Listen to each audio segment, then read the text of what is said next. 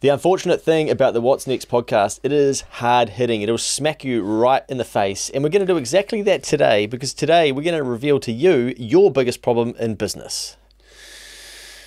Oh, mate, this is an interesting topic, and it's always fascinating when working through with a client on business planning, and whether it's over a 90 or a 12-month plan, that's one of the sections in the planning phase is like, what's your biggest problem? Or rephrase it as like, what's your roadblock? Yeah. And we probably had our quickest response ever in recent weeks. Less than 0.5 of a second. It was ridiculously quick, and it was the right answer. I thought it was Max Verstappen in the bloody office. Oh, sorry, you don't like him, do you? I thought it was George Russell. Who's your favourite Formula One driver? Oh, mate, I'm a bit of a... I do like Lando Norris, but... Because orange? Because it's orange? Yeah, the papaya. Yeah. But I am a Ferrari fan. Yeah, okay. Yeah. The Ferrari thing is pretty cool. But yeah, they're driving like shit at the moment, so we won't go there. Yeah. Okay. But the speed. Yes, we love a bit of speed on the racetrack. The biggest problem in business, and you get to that question, and business owners sit there and they and they are, and they think, and they kind of gaze around, and they go, cash flow? Is it cash flow? Your cash, oh no, I'm not selling enough, oh, I haven't hired this person, we need to do this marketing campaign, I haven't gone out and bought this piece of equipment, and you're sitting there and you're listening and you're going, yep, okay, there's a common theme with everything that's being said here. Can you see what it is? And they sit there and they pause and they wait, and sometimes they'll get it, and then other times we've just got to basically get their head and just slam it into the water and basically go, there's the answer. It's you.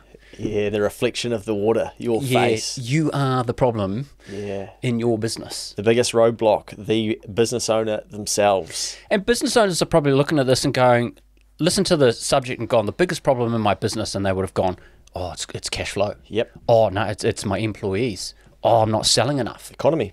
Yeah, it's someone else's fault. Adrian. Fuck, Adrian. Where'd Grant go? Out the back door. Yeah.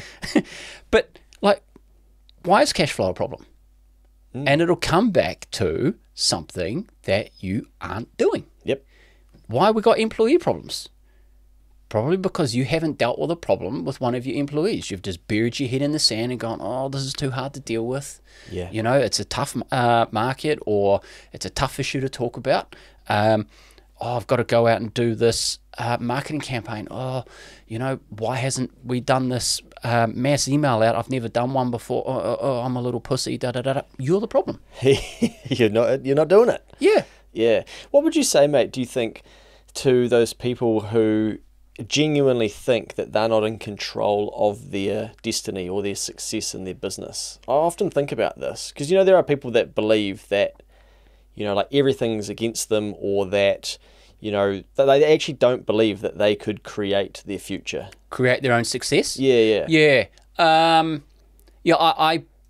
believe that the success of your business obviously directly correlates to your input and output, right? Much like on the diet thing that we speak about with work, with counting those calories. It's no different in business, and your business will be what you make it to be. And if you're going to come up with roadblocks and excuses and all that kind of stuff, then that's going to translate to your business. And then on previous pods, you've spoken before about how you treat yourself personally, and what happens in your personal life translates and carries over into your business life, because they are one and the same.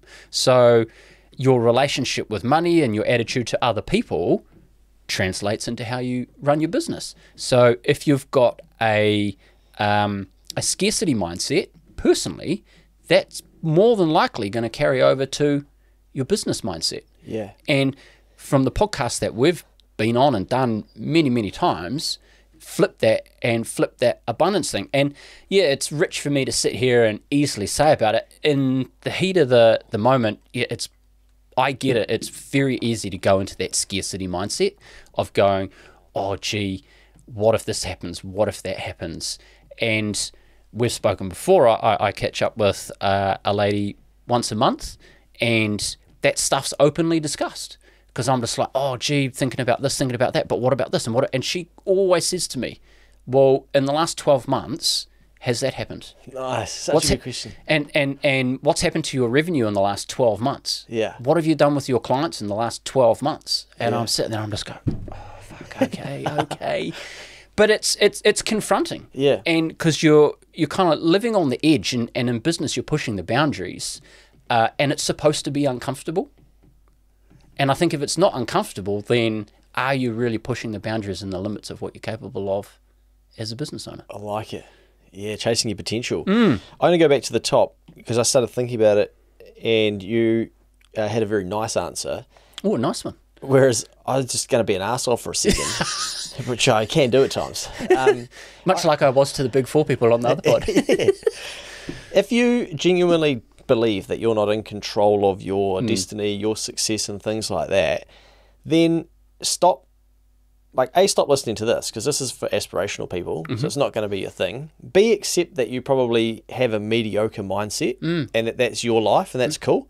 But also, don't complain when you can't get the things, because you're not actually setting yourself up to get it, and you believe that you can't. So then you should never have an expectation gap. Your life should actually be easy and simpler, because... You're right. Yeah, you don't actually think things are possible. So, why then do you go and complain that they're not? You shouldn't have any expectation gap. It should be, well, I fucking knew we weren't going to get that client. I knew we were going to go bust. I knew that, my industry was fucked from the start. So then why are you shocked when it happens? Because you literally think that is the outcome, and it becomes your outcome. So don't complain. Don't tell any other people about it. Don't whinge about it. Accept that that's what your life is going to be like, and get out of people's way. That is really hard hitting.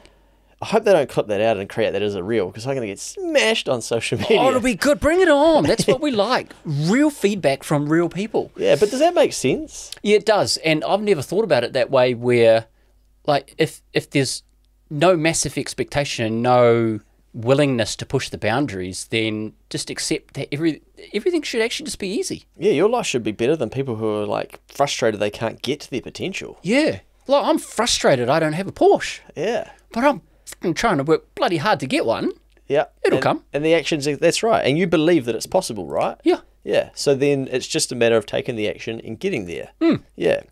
And then you touched on inputs over outputs, and I think so important.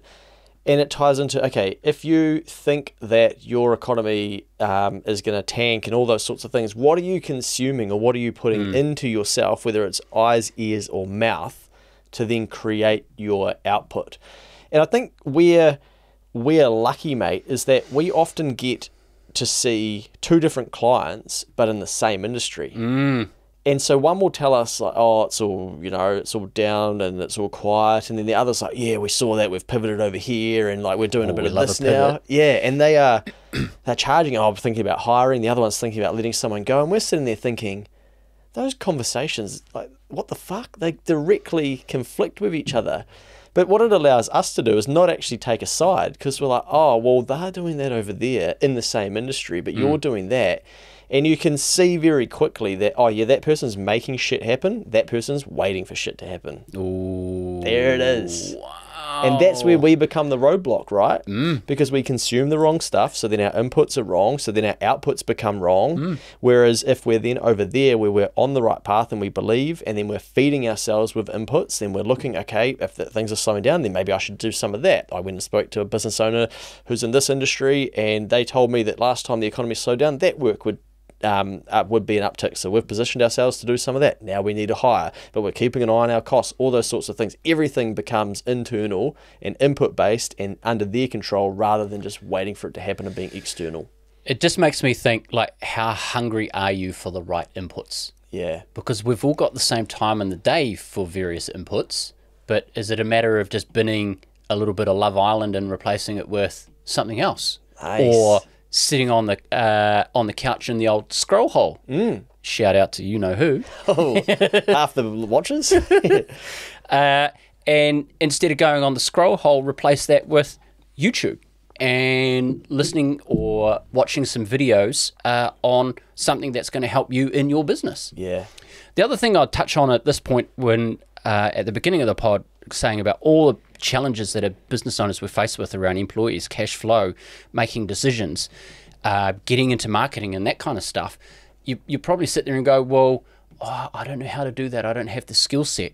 Well, as a business owner, we've got a luxury that other people don't have, and that is we can swap time for money. Oh, beautiful. And I know I am the world's shittest marketer. Like, I have got very little creative capability compared to yourself. And there's no issue with that. That's how we roll. Yep. For me to punch out a LinkedIn post, yeah, I can do it. Might be once in a blue moon, but it's real hard for me to do. Whereas for you, like, you can be just... Did one in the gym between sets this morning. Yes. Yeah, so I wouldn't have that in me. Yeah. No way at all. But as a business owner, if you lack that creative thing, pay for someone to do it. That's going to free up your time to then go and do the stuff that comes naturally. And it might be getting on the phone and talking to a business owner or a client or a potential customer and just saying, hey, where are you at? How's things? What challenges you face with? Can I help you solve a problem? It's time for a next advisory hack halfway through the pod. Now, we actually gave this to a client recently, and I think when people hear you say that, they think, well, I can't afford to hire a marketing agency, because that's where their brain goes to. And this isn't what that client said, but then we were looking at their business and realised, well, they've got access to maybe 125-ish people. And so then our brains go to, let's use the example, creating content. Like, instead of paying someone that's their role to do, like, why don't you nurture someone in that 125, see if someone's interested to do it, and say, we'll pay you an extra 10 grand a year if you do some of that. It's not going to be amazing. That's okay. But there'll be someone in that 125 that's like, I'd love to do that. I can do some behind the scenes. I can send some photos of it. I can make some videos. And if you're going to pay me to do it, this is amazing. And they will be itching to do it. So lean on the people that you have around you, not just think, oh, now I need to hire. That's probably my hack there. Nice hack. I think that highlights an overarching theme that we see with business owners around a reluctance to ask for help for fear of showing some level of vulnerability or weakness. And, you know, the amount of times that a client calls up and says, oh, hey, Phil, this actually might be a dumb question. Or, Phil, can I ask you this dumb question? And it's just like, my immediate response is, no question's a dumb question. Hit me with it. I love the simple ones. Yeah. Because more often than not, that's actually where the biggest amount of value lies, and it'll have the biggest amount of unlock to then get you to the next stage in business. And I think just being comfortable at asking whoever it is and not being afraid to ask. Yeah, very, very important. If we go back to right to the top right, so we are the biggest roadblock in our business. And Phil and I, remember team, we run a business. And I think I remember even on one of our business plans once, you're like, roadblock, you're like, me getting back to my desk and not focusing on doing the stuff we need to do. Yeah. Like, so we're very in tune that we're the ones that are going to slow down our progress towards where we want to go. And then we have to figure out, okay, well then, like Phil said before, okay, well, let's pay that person to do some of that, for instance, because we don't know how to do it. Okay, that means we need to go make some more money to help cover that, or accept that we've got to take a step backwards to then go 3 or 4 or 5 forward. And we have to go through the same stuff. But the beauty of understanding that you are the roadblock in your business means that you take the power back. And I think that's the important piece, because then you realize that it's a you problem. And I did a post recently, mate, around for everyday people, and I said, instead of saying that jobs don't pay well in New Zealand, say that you don't get paid well in New Zealand. Now it's a you problem. Now you're back in control. Now you need to find the solution. And I think too often what we do is we give our power away so that we don't have to take action or do the work or accept that actually we could get back in control of this. So if you hear yourself saying, I think that's a red flag that you're going to go down the wrong path. As an example, that won't work in my industry. In my industry at the moment, here's what's happening. Because like we said before, we get to see 2 clients, same industry. And sometimes you want to say to those business owners, it's not your fucking industry. You don't run it. Like, you're not at the top to be like, this is my industry. You're in the industry. So it's the industry you play in. It's not your industry. And so then you create your economy in that industry. And if someone else is doing it, what are they doing that you're not? Oh, there it is. And that comes back to that earlier point in terms of having two clients that are in almost identical businesses in the same industry and just completely different mindsets. Yeah.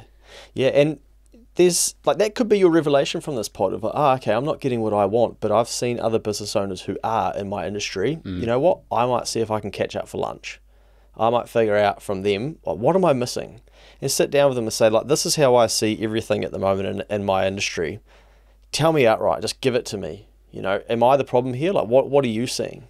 And sometimes visibility is a fake metric for success, so be careful who you think the leaders are and the people who are doing well, but you'll be able to feel them out to figure out, okay, how well are they doing? I mean, Phil will vouch for the fact we went for lunch with another accountant one time, like, hey mate, like, how much do you guys pay yourselves? You probably shouldn't ask someone that in New Zealand. They're like, oh, okay, well, basically, like, here's what they do and told us. Like, oh, okay, sweet, don't ask, don't know. But we know that they are very credible and kick some serious ass. But you know, you want to get information from people who are doing well to suffocate your own bullshit. Oh, suffocate. That's naughty. Yeah. Wow. Two things, mate, that I think as good exercises that people could do. Yes. And this is fun, and I think everyone likes to do this. The first one is think of all the things that are slowing your business down and why it's hard and why, you know, you're not the roadblock. It's all external and whatnot. And just go there for a bit and have a look. And then ask yourself, okay, what would I do if I had more money in my bank account, my business bank account, than I ever have had before? And there's a high chance that you already know what the answers are of what you need to do, and you will know how to allocate that money. And what it will be is that money is the scarce resource, and so you can't do that stuff because you need the money to do it. But if you don't have the money, maybe you have time. But if you don't have the time, what are you spending your time on that you shouldn't be spending your time on, which then isn't generating the money? Because that's why you don't have the money in the bank. So you've got to work back the other way. Chair, there's a sophisticated maths equation there on time and money, isn't there? Shit, man, that's some real AI. We might need an algorithm for that. Bloody hell. But I think it's a good way to work backwards, right? Of, okay, if I had heaps of money in my account, what would I do? And I was speaking to a business owner recently where basically they were offered to have a large chunk of their business purchased. And they sat there and they're like, well, what would I actually do with that cash in the business? And so they told the investor, I don't really need your $500,000 to $1 million.